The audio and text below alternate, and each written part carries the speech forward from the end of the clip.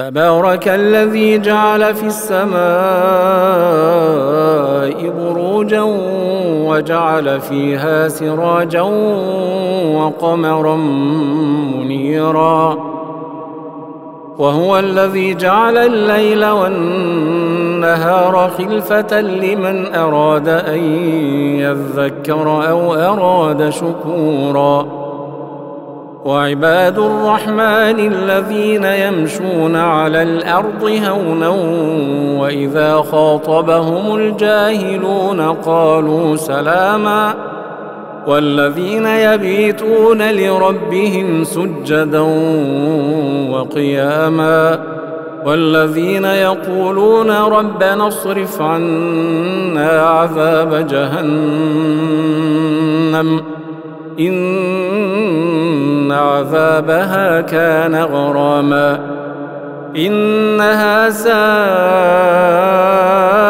مستقرا ومقاما والذين إذا أنفقوا لم يسرفوا ولم يقتروا وكان بين ذلك قواما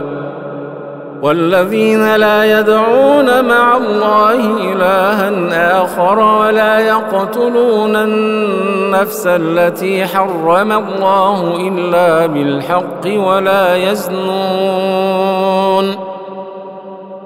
ومن يفعل ذلك يلقى أثاما يضاعف له العذاب يوم القيامة ويخلد فيه مهانا إلا من تاب وآمن وعمل عملا صالحا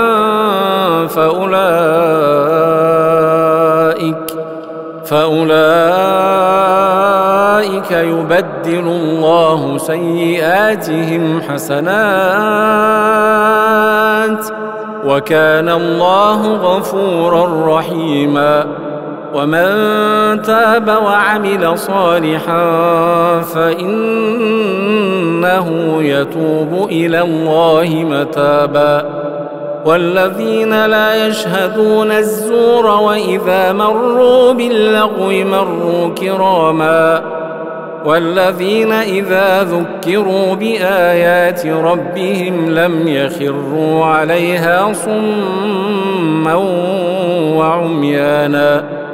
والذين يقولون ربنا هب لنا من أزواجنا وذرياتنا قرة أعين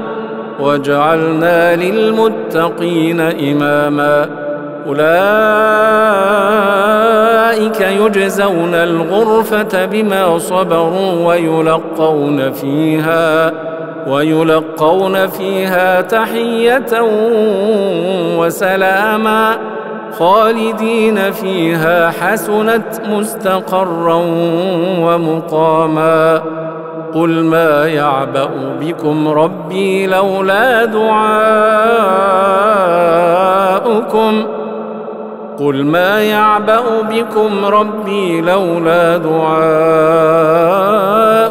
فقد كذبتم فسوف يكون لزاما.